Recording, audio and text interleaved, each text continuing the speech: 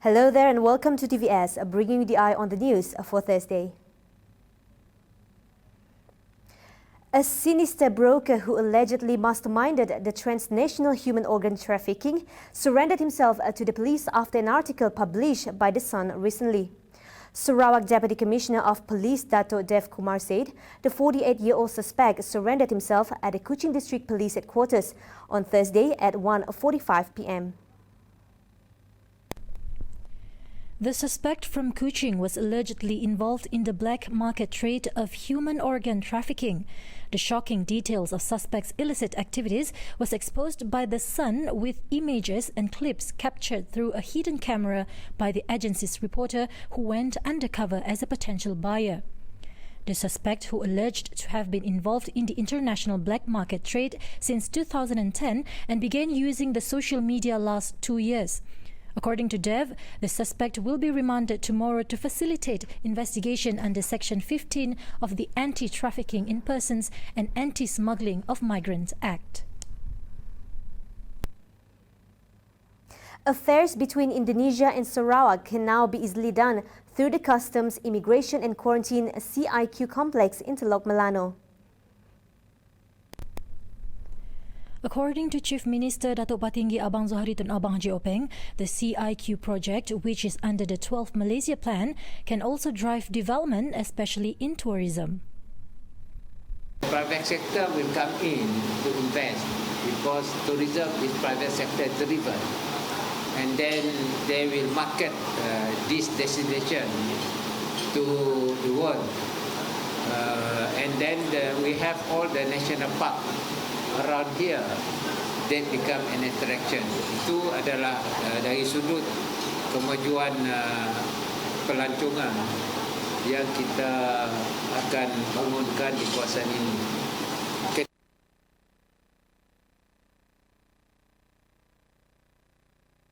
Tourism facilities around the Teluk Melano, Sematan and Lundu areas.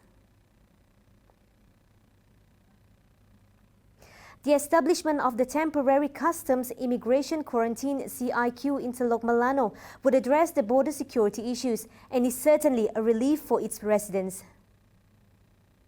Sebab kampung Teluk Melano yang berhampiran dengan sempadan Indonesia, bab kebebasan keluar masuk ya terlalu bebas. Baik, tadi kami kini tu bersyukur bab mini ICQL pun dah siap. Dah mungkin lama lagi mungkin dah boleh beroperasi lah. Meanwhile, the Entrepreneur Centre Anjung Usahawan would greatly benefit traders and thereby uplift the people's socio-economic status. Kami harap dengan adanya penganjuran usahawan ni kelak, kerja kami orang lebih mudah lah. Buat masa tu kan kami orang currency ada di stok, so kami orang pun ambil, tidak ada yang ambil supply dari rumah orang, susah juga nak. Baru ada yang kita kongsi tu, susah lah.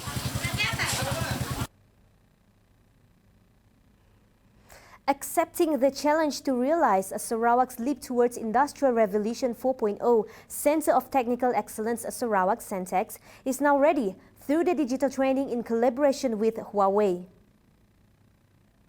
According to Centex Chief Executive Officer Syed Muhammad Hussein, this is in line with Chief Minister Datuk Patinggi Abang Zohari Tun Abang Haji Openg's decision to focus on digital economy implementation. Saya nak pesanlah dengan biar Sarawak, utama nak di seluruh Sarawak tu, supaya kita mengambil menyahut cabaran YB Ketua Menteri kita untuk bersama-sama kita transformasi Sarawak ke arah digital economy lah.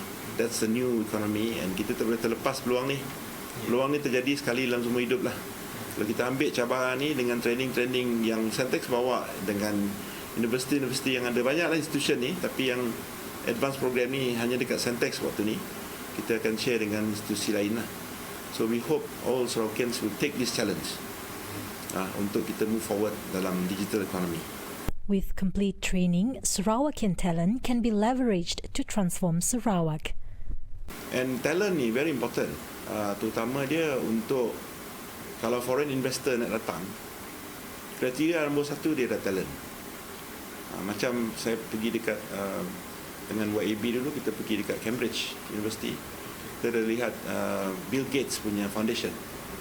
Why Microsoft buat kat situ? Because Cambridge punya brains bagus.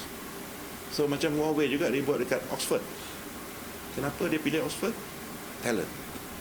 So Sarawak ni we have to produce the talent. Yang lain kemudian. So we need to upgrade people to the level so we can get a lot of people like Samsung, Apple, coming here to invest. So we need to start somewhere, and tomorrow will be the starting point. Kuching is set to play a mediating role in the raging 5G tensions between the world's two largest economies. With a sense of technical excellence, Sarawak Centex providing a neutral ground for renowned companies from the two nations to converge under one roof. However, Sarawak has no regards with the international politics of the two nations. That's exactly what we play lah. Because on their own, Huawei also cannot bring Eon, they cannot bring IBM, they cannot bring Google, or they cannot bring all these American company. Only with Centex that you can have Americans and Chinese mix.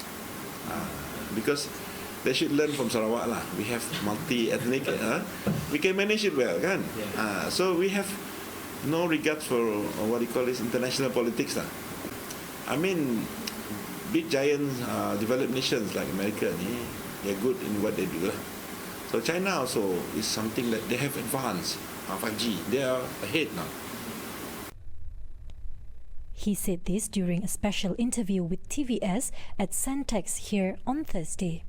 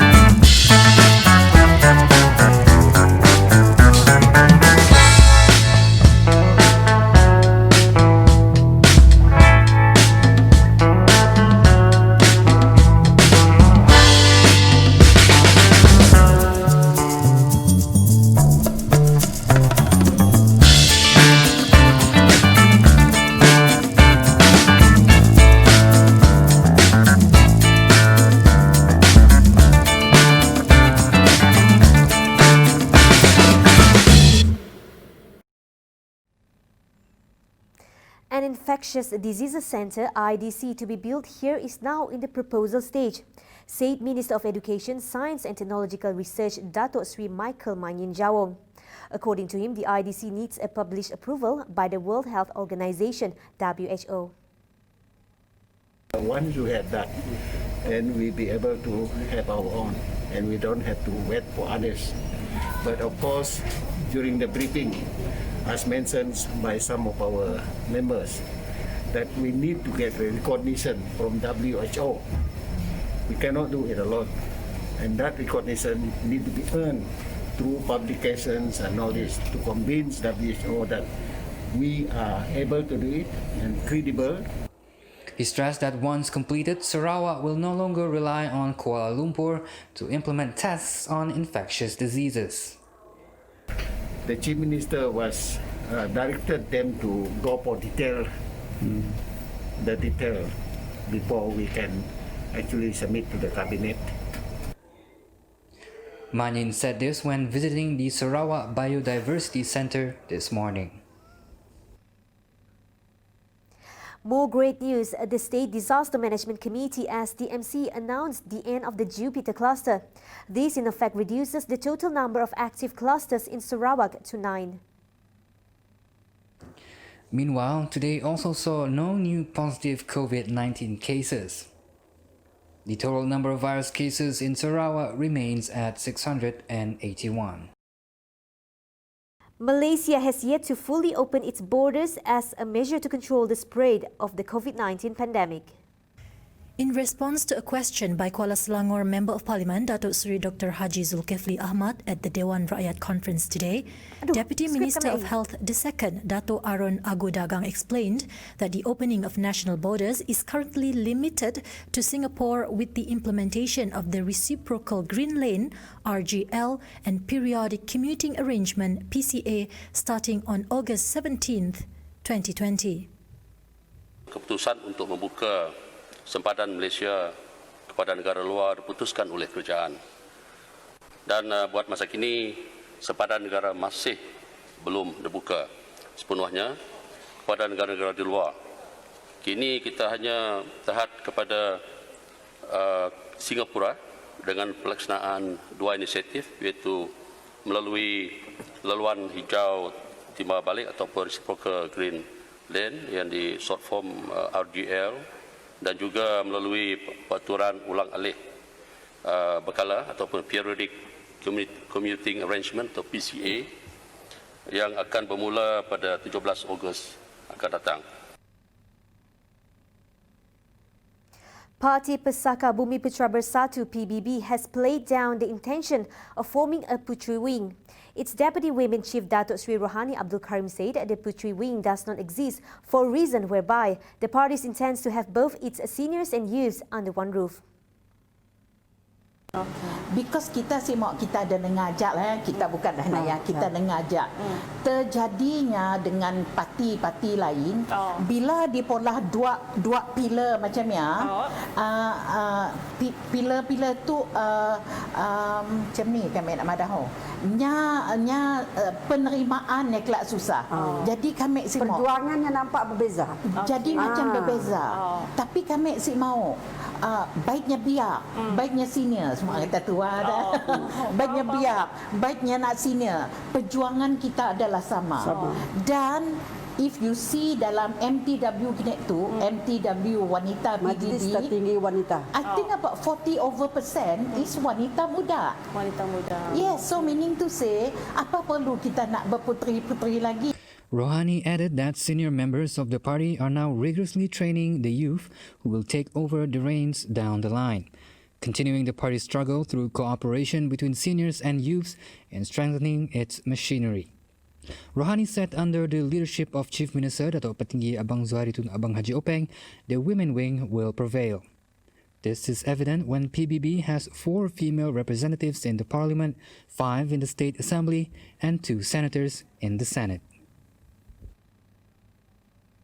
10 pupils of SK Uluyong escaped unharmed with nothing but clothes on their back after a boys' hostel was engulfed in a fire here on Wednesday.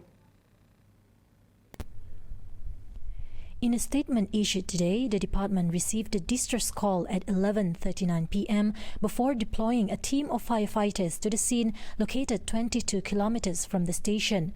Upon arrival, the boys' hostel and teachers' quarters were fully burned down. Firefighters managed to stop the flames from spreading to the adjacent teachers' quarters during the 3-hour operation. No fatalities or injuries were reported in the incident, and the cause of the fire is still being investigated. And that concludes the news for tonight. I'm Yumes Riani. Salam Sarawakku sayang.